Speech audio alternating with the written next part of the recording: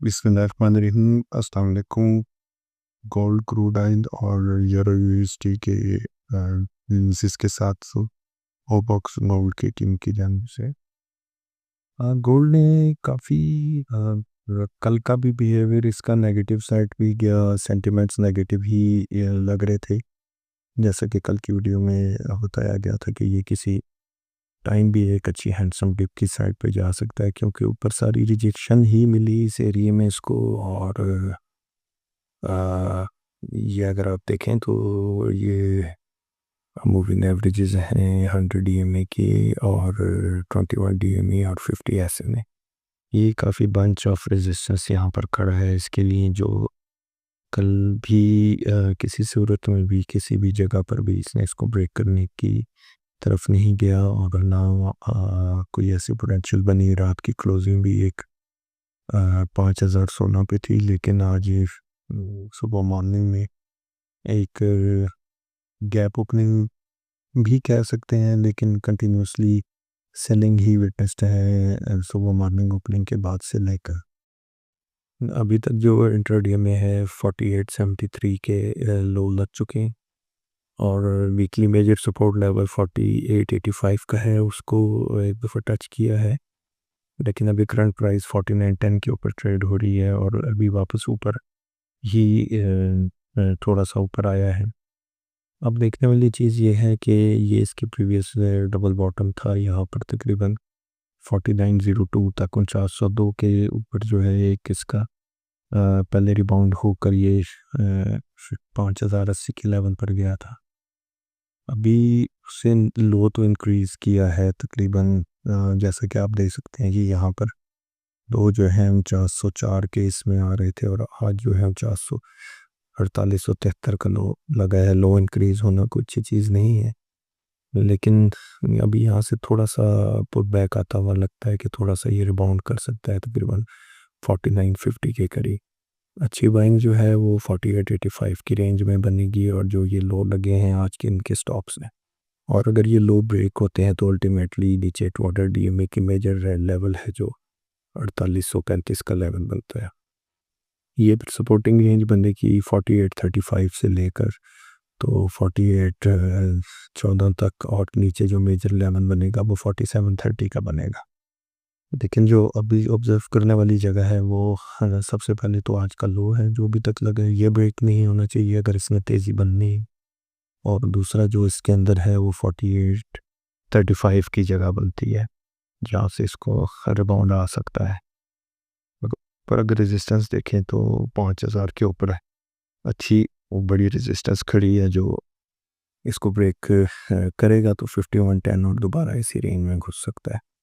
लेकिन अब वो लेवल्स काफ़ी दूर चले गए हैं, तो यहाँ पर इसको सपोर्ट अगर आ जाती है तो ये दोबारा भी उसको रिटेन कर सकता है उन लेवल्स को। लेकिन अभी कंटिन्यूसली सेलिंग ही चल रही है इस टाइम। करंटली $108 माइनस है गोल्ड, तो निचले लेवल्स का ख्याल रखिए। निचले लेवल्स 4835 फर्स्ट ऑफ ऑल तो आज का लो है 4873 का, और उसके नीचे 4835 से लेके तो 4800 पूरे तक जो है वो सपोर्टिव रेंज बनेगी। अगर क्रूड ऑयल की बात करें तो क्रूड ने कल अच्छा रिबाउंड लिया, और देख सकते हैं कि ये सारा एरिया इसने कंसोलिडेशन में ही गुजारा। जैसा कि कल को बताया था कि ये एरिया भी सेम ही पैटर्न बना था, लेकिन उसके बाद डाउन साइड आ गई थी। जो चीज़ इसमें काउंट करने वाली थी वो ये कि स्पाइक्स जो हैं वो अप साइड पे बन रहे थे इस एरिया में। अगर आप देखें तो ये स्पाइक्स अप साइड पे बन रहे थे और क्लोजिंग्स नीचे आ रही थी, तो ये इसीलिए ये कंसोलिडेशन नहीं लगी, ये डिस्ट्रीब्यूशन साइड पे चली गई मार्केट। और यहाँ पर अगर आप देखें तो ये सारा एरिया स्पाइक्स डाउन साइड पे बनी है, और मार्केट जो है वो बुलिश साइड पे गई। और कल एक अच्छा हाई लगा जो 6385 तक ट्रेड हुआ। आज सुबह ओपनिंग के बाद से लेके अभी तक थोड़ा स्लो एंड स्लगिश बिहेवियर है इसका। सपोर्ट है यहाँ पर दो मूविंग एवरेजेस एक ही पॉइंट के ऊपर खड़ी हैं। अच्छी सपोर्ट बनेगी 6330 से लेके तो 6260 तक। ये सारा एरिया अच्छा सपोर्टिव एरिया बन सकता है इसका। जो बाय कॉल भी है वो 63.20 से लेके 63.10 से लेके तो 62.60 के बीच में कहीं अच्छी बाइंग बन सकती है। ऊपर रेजिस्टेंस की बात करें तो कल का जो टॉप है वो ये बेसिकली ये 50 SMA की रेजिस्टेंस है, जिसकी वजह से ये ऊपर क्रॉस नहीं कर पा रहा। इसके ऊपर एक और रेजिस्टेंस है जो ट्रेंड लाइन की है, वो तकरीबन 64 का लेवल बनता है। अगर 64 क्रॉस करता है तो फिर अल्टीमेटली ये 65 15-20 की रेंज भी दिखा सकता है। स्टांस इसका पॉजिटिव है। हर डिक में अब बाइंग अपॉर्चुनिटी समझें, जो भी डिक मिले उसको अवेल करें और रिटर्न जो है वो, और ऊपर साइड में ये बहुत मेजर लेवल है जो 65-60 का है। 65-60 क्रॉस होने का मतलब है कि 68-30 और अल्टीमेटली 70 के लेवल जो हैं वो ये दिखा सकता है। लेकिन करंटली ये एक छोटी सी बैंड के अंदर स्टक हो गया, ऊपर रेजिस्टेंस भी करीब है और सपोर्ट भी करीब है। तो इसमें स्टांस पॉजिटिव रखें, हर डिप को अवेल करें और हर डिप में लेकर इसमें काम करें। शॉर्ट सेल करने से इसको अवॉइड कीजिए। यूरो यूएसडी के पेयर की बात करें तो यूरो यूएसडी कंटिन्यूसली जो है वो सेलिंग ही आ रही है। ट्रेंड देखें डाउन साइड पे ही जा रहा है। यहाँ पर नया लो आना बंद हुआ है इस करंट कैंडल के अंदर। तो माइट भी ये यहाँ से रिवर्स भी कर जाए। ऑलमोस्ट ये जो पुराना लो लगा है 1800 1.1832 का वो भी दिखा सकता है। ऑलमोस्ट इसके करीब ही लो लगे हैं, लेकिन ये वापस जो है ये ऊपर की तरफ निकलने का यहाँ से चांस बन सकता है। कीप इन माइंड कि अगर ये वाला एरिया अगर ये ब्रेक करता है तो नीचे तकरीबन 1.1818 पे बाइंग बन सकती है, और दूसरा जो लेवल इसका बाइंग का बनेगा वो 1.1802 के करीब बनेगा।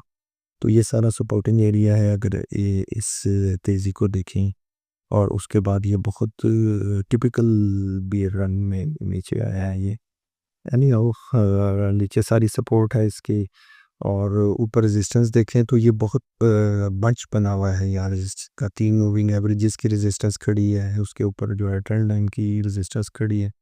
इसमें बुल रन उसी सूरत में खड़ा होगा कि कहीं ये 1.1875 के ऊपर सस्टेन कर जाए और वहीं पर ट्रेड होने लग पड़े तो उसमें एक बुलिश मूवमेंट आ सकती है।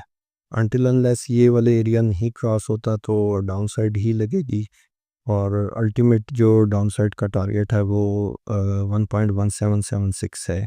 मतलब ये 1.1776 मेजर लेवल और मेजर बाइंग और मेजर सपोर्ट बनेगी। यहाँ पे अगर इस बड़े मॉब को देखें तो इसका भी लेवल यही आता है। 200 DM में भी इधर ही खड़ी है, लेकिन ये कबल वक्त है इसके ऊपर बात करना, क्योंकि जब तक ये वाले लेवल नहीं ब्रेक होते और ये गैप के अंदर नहीं आता उस टाइम तक इन चीज़ों को डिस्कस करना फजूल है। लेकिन लेवल्स को जो है वो माइंड में रखें कि ये लेवल्स भी किसी टाइम भी आ सकते हैं इसके अंदर, और ऊपर भी माइंड में रखें कि जब तक ये 1875 के ऊपर 1.1875 1875 के ऊपर सस्टेन नहीं करता, इसमें तेज़ी नहीं दोबारा बनेगी। कंटिन्यूस एनालिसिस के लिए stay tuned with books gold. अस्सलाम वालेकुम।